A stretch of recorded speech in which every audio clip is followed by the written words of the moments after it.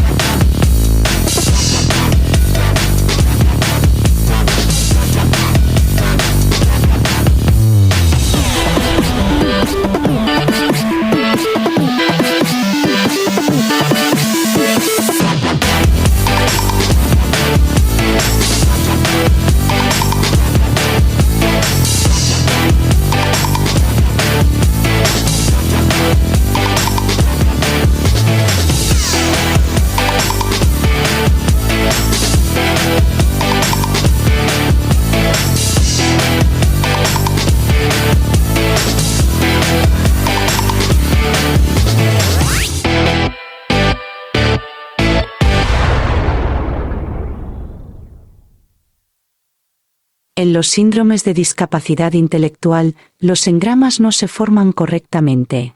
Y en la enfermedad de Alzheimer, los engramas que en su día fueron correctamente formados, ahora no se pueden evocar, por daño o muerte neuronal.